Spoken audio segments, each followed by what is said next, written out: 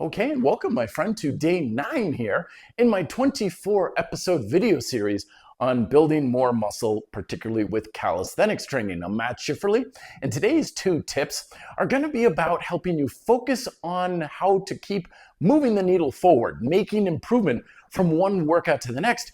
And yet, these are also at the same time tips that so many people don't do. In fact, many people refuse to practice this first one in particular. Because contrary to what we often may think, you're not going to get results if you just put in a lot of work and effort. Hard work very often does not pay off. Instead, one of the things that can make all the difference in the world is the simple act of contemplating what you just did in your previous workout or two, and then contemplating further, what can you do in your next workout or two to continue moving the needle forward? It may seem simple, but it can literally make the difference between moving forward and getting what you want by this time next year, or just running around in circles, putting in all of that time and effort and really going nowhere from where you are right now. Of course, the simplest and easiest way to make this happen is to keep a simple workout journal. It doesn't have to be anything complicated. You don't need anything fancy. You don't need fancy apps and things that you have to pay monthly subscriptions for. Just a simple notepad, or you can use my strategy where I use a simple Google Sheet or Google document, and I just write down my best performances. And anytime I contemplate what I've done, and I'm like, oh shoot, I need to make this little change, or I should try to improve this thing about my pull-ups. I write it down, and that way it's always top of mind. So every time when I'm working out, I just simply glance at it. I'm like, oh right, I'm trying to improve this thing about my pull-ups.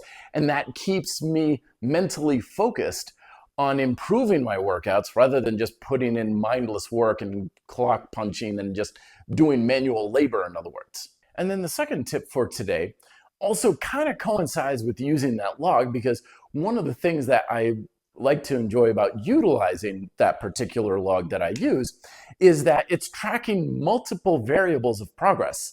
I'm tracking reps, I'm tracking weight, I'm tracking technique, I'm tracking subjective variables like, oh, I felt it more in my chest this time. And the reason why this is important is because sometimes we just get too focused on one progressive variable or a narrow range of progressive variables. Like how many reps can you do in your push-ups? Or how much weight can you do on a weighted pull-up, and so on. And that's not to say those things are not important, but every progressive variable is only going to take you so far.